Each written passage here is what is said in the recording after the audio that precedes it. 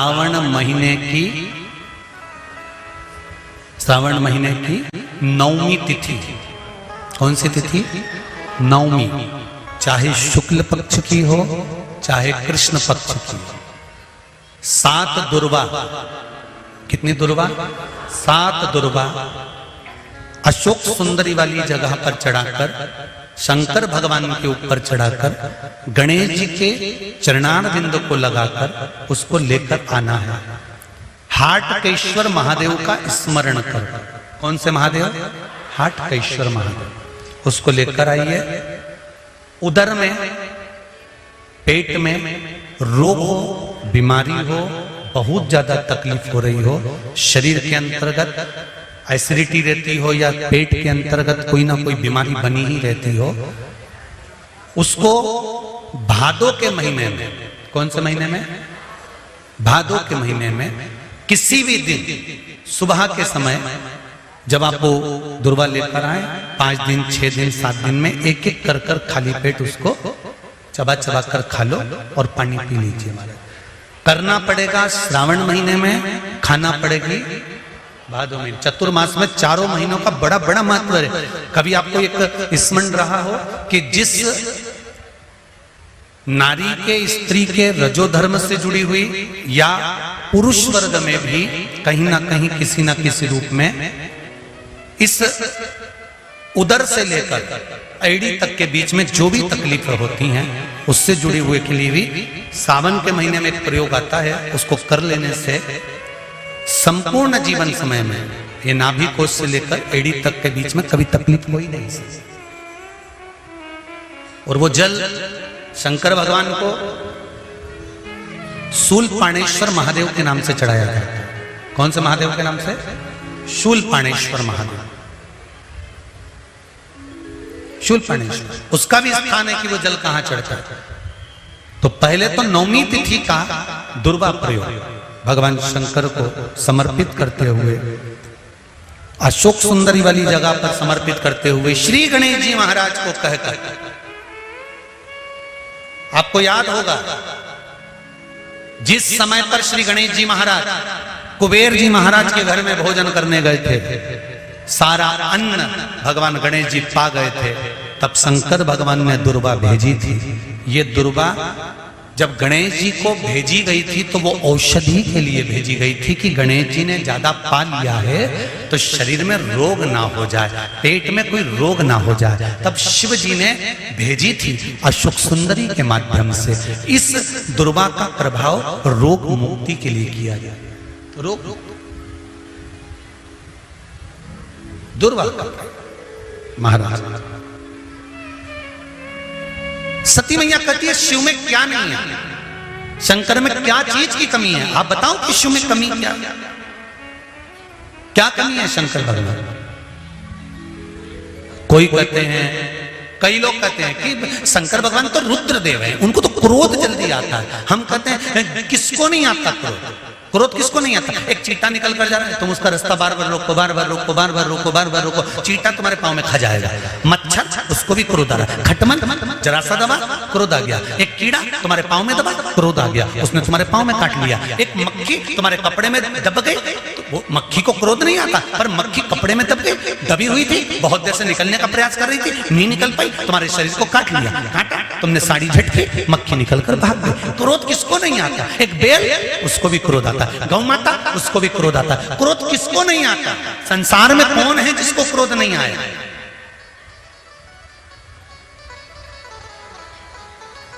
मेरे शिव को क्रोध आता है, पर कब आता है?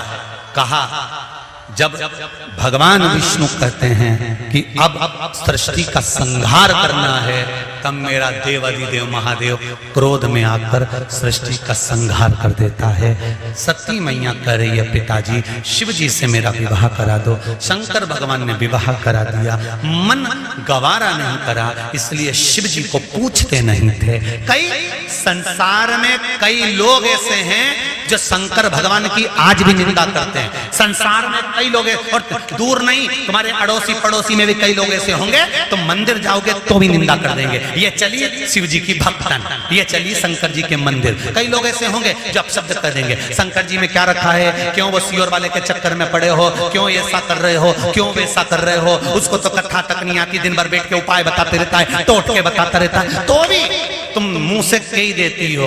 उसने किसी के घर जाके थोड़ी ना किया कि तुम उपाय करो, मन हो तो करो, नहीं तो चक्कर तान के सो। कौन कहे? किसी और वाला महाराज तुम्हारे घर पर आकर कहा था कभी कि तुम ये करो?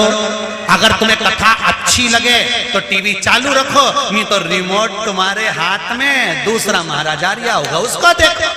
कहा किसने तुमसे किसी और वाले महाराज को? शंकर से दिल लगाना सरल नहीं है, शिव से दिल लगाना बड़ा कठिन है। दूसरा, धन की कमी है, संपदा नहीं है, पैसा नहीं आ रहा, व्यापार नहीं चल रहा, कहीं से आवक नहीं हो रही, बहुत कष्ट का समय चल रहा है। शमी के वृक्ष में, शमी के वृक्ष के नीचे जब जाएं, और शमी के वृक्ष के नीचे सोमवार के दिन और शुक्रवार का दिन, दोनों दिन में से कोई सा भी एक दिन पकड़ लें, जिस दिन हमें शमी के वृक्ष के नीचे जाकर घी का एक दीप समर्पित करना है और 7 चावल के दाने समर्पित करना है। उसी का एक चावल का दाना उठाकर शंकर के शिवलिंग में ले जाकर चढ़ाना है। आपको मालूम ही नहीं पड़ेगा कैसे आप धीरे धीरे संपदावान बनते चले जाएंगे। शमी का पौधा वैभव देना प्रारंभ कर। शमी, मेहनत आपकी है, संघर्ष आपका है, आपको परिश्रम भी करना है और साथ में ये कर्म भी करना। तीसरा, यदि कोई व्यक्ति नशे में धुत हो जाए और नशा समाप्त ही नहीं होता, मदिरा के नशे में इतना डूब गया कि वो छोड़ने को तैयार नहीं, शमी के वृक्ष के नीचे शिवलिंग का निर्माण करो और शिवलिंग का निर्माण कर कर उसी पर 7 बार जल चढ़ाना प्रारंभ करो। सावन के महीने में पहले कहा था 1 लोटा जल सारी समस्या का हल। अब अभी क्या बोल रखा है? सावन के महीने में 2 लोटा जल सारी समस्या का हल। कितने लोग जा रहे हैं, कितने भगवान को जल चढ़ाने के लिए जा रहे हैं, कितने भगवान को जल समर्पित करने जा रहे हैं। ढेरों लोग, मंदिर में अपार भीड़ पड़ी है। अभी कुछ दिन पहले अखबार में देखा था कि सोमवार को महाकाल बाबा के दरवाजे पर भीड़, काशी में भीड़ और ओमकारेश्वर भीड़, कुबरेश्वर धाम भीड़, जितने जितने शिवालय हैं सब दूर भीड़ बढ़ गई। पर शिव पुराण की कथा कहती है कि शंकर का मंदिर और शंकर की कथा भीड़ बढ़ाने का स्थान नहीं है। शंकर का मंदिर और शंकर की कथा भाव बढ़ाने का स्थान है। यहाँ शिव के मंदिर में जब जाएं, शिवालय में जब जाएं या शिव महापुराण की कथा में जब पहुंचे तो हमारे भीतर का भाव बढ़े, हमारे भीतर का विश्वास बढ़े, हमारे भीतर की दृढ़ता बढ़े।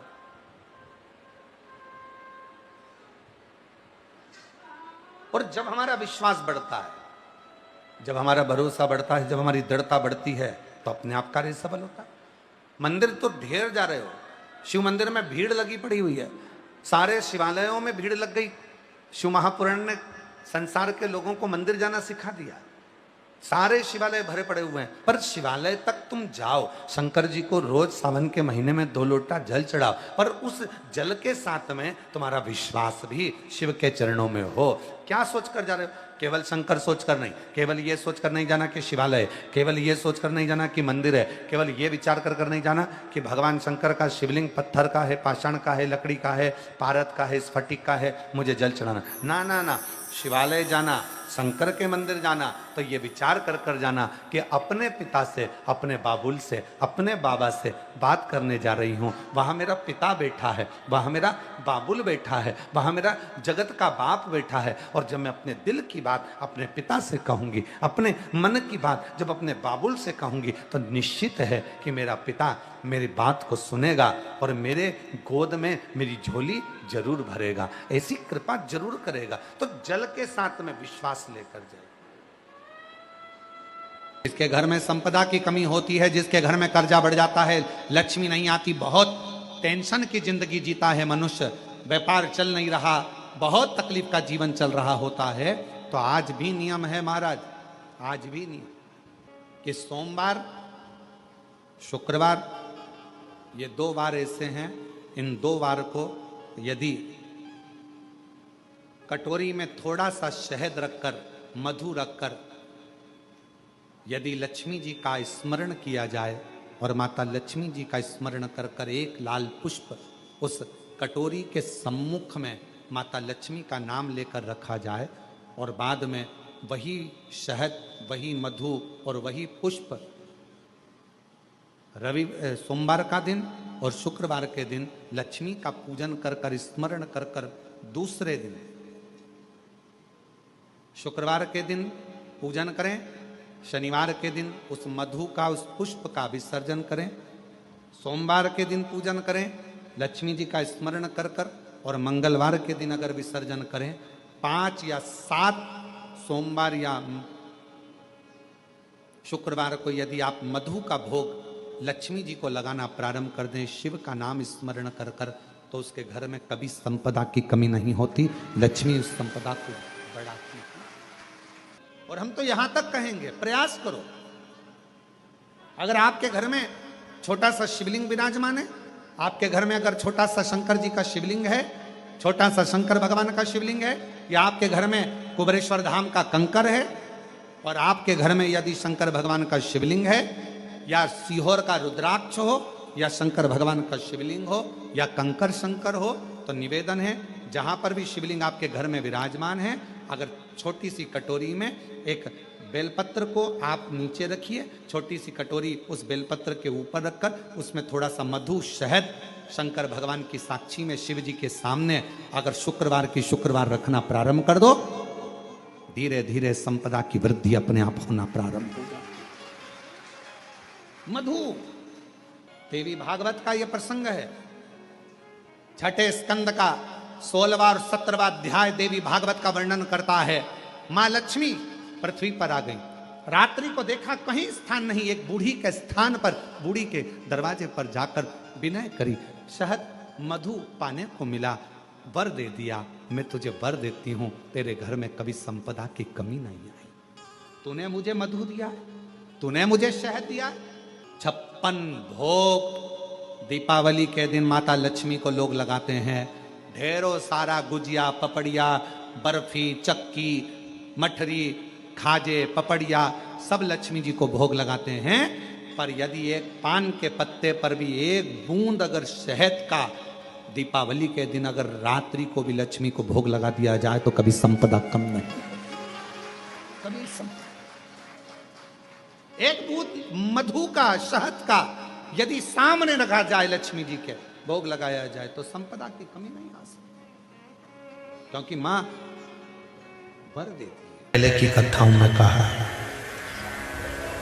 कि मंदिर में झाड़ू लगा देने से मंदिर का जो निर्माल्य है, निर्माल्य मतलब जो भगवान पे चढ़े हुए फूल, पत्ती, सामग्री है, इनको उठाकर विसर्जन में रख देने से, या कहीं ले जाकर विसर्जन कर देने से, या मंदिर में थोड़ा सा भी जीवन में कोई फैलारा पड़ा हुआ है, कोई कचरा पड़ा हुआ है, कोई सामग्री पड़ी है, उसको उठाकर रख देने से हमारे जीवन में अगर कोई बोझ है, हमारी जिंदगी में अगर कोई दुख पहाड़ जैसा टूट रहा है, तो वो दुख अपने आप टल जाए, अपने आप। उस दुख को टालने के लिए कहीं नहीं जाना, वो दुख अपने आप टल जाए। एक बात और स्मरण में रहे, घर में अगर गौ माता है, घर में तुलसी का पौधा है, और घर में अगर तुम्हारे बुजुर्ग विराजमान हैं, घर के माता पिता हैं, घर के कोई वृद्ध दादा दादी हैं, घर का कोई बूढ़ा व्यक्ति आपके साथ में रह रहा है, तुलसी का क्यारा है या गौ माता है, तो शिव महापुराण की कथा कहती है जब जिंदगी में कोई भी दुख तुम्हारे घर के दरवाजे को टच करता है, उससे पहले ये तीन जो तुम्हारे घर में हैं, तुलसी का क्यारा, गौ माता और घर के बुजुर्ग, इनके स्वास्थ्य में अपने आप गड़बड़ी होना प्रारंभ हो जाती है। किस किस में? तुलसी का क्यारा मुरझाने लगेगा, तुलसी सूखने लगेगी, कितनी भी बारिश हो थोड़े दिन अच्छी रहेगी, फिर वापस मुरझा जाएगी। 4 महीना सावन भादो कुमार कार्तिक तो अच्छी रहेगी, फिर वापस वो मुरझा जाएगी। मतलब जरूर घर में कुछ ना कुछ दुख आने वाला।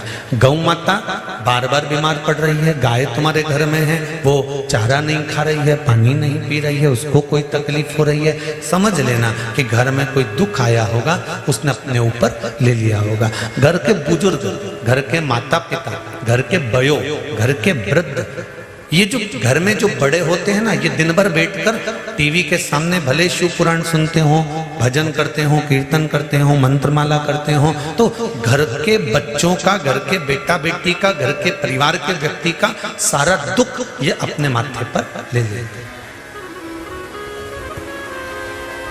जब घर का बुजुर्ग गौ माता और तुलसी का पौधा ये अपने मस्तक पर सारा दुख ले लेते हैं, तो हमारे घर का, इस पृथ्वी का बयो वृद्ध बड़ा है कौन? क्योंकि जितने भी देव हैं वो केवल देव हैं। देवताओं का भी घर का अगर कोई बड़ा है तो वो महादेव है। तो हमारे जीवन में अगर दुख आता है तो अगर सिर पर झेलता है तो मेरा महादेव झेलेगा। हमारे जीवन के दुख को अगर झेल रहा है तो वो देवादिदेव महादेव झेले। धूल जो होती है ना, घर में जमा होती है, कपड़ों पर लग जाती है, और वो धूल को आप ऐसे ऐसे झटकार दो, वो धूल पूरी झड़ जाती है। आपने कपड़ा उठाकर दीवार पर झटकारा, वो दीवार भी धूल से झटक जाती है, साफ हो जाती है। पर मान लो वो धूल में थोड़ा सा पानी मिल गया, तुम्हारे झटकने से झटकेगी? जम के तो बोलो। कपड़े में धूल जमी थी और उस पर पानी लग गया तो वो झटकेगी? क्या हो गई? वो अभी तक धूल थी, पानी लगते से ही वो मिट्टी हो गई, कपड़े में चिपक गई, अब वो झड़ने वाली नहीं है। धोना पड़ेगा, साफ करना पड़ेगा, मिट्टी को हटाना पड़ेगा, मिट्टी को साफ करना। धूल पानी मिलने पर मिट्टी हो जाती है, और मिट्टी अगर वो बन गई तो फिर धीरे से उसके शिवलिंग का निर्माण हो जाता है। भगवान की कोई गणेश जी की मूर्ति बन जाती है, कोई देवी जी की प्रतिमा बन जाती है, फिर उसका पूजन, उसकी आराधना, उसकी अर्चना हो जाती है, उसकी पूजन अर्चना। वो मिट्टी, वो धूल थी, पर अब वो मिट्टी बन गई पानी लगने के बाद। और याद रखना, धूल को झटका जा सकता है पर मिट्टी को झटका नहीं जा सकता। मिट्टी चिपक जाती है शरीर से तो फिर उसको धोया जाता है, उसकी मूर्ति बन जाती है, उसका श्रृंगार हो जाता है, उसका पूजन हो जाता है, वो श्रेष्ठ हो जाता है। कब बनी वो मिट्टी? जब उसमें पानी लग गया। जब उसमें पानी लगा तो वो मिट्टी बनी। पानी लगने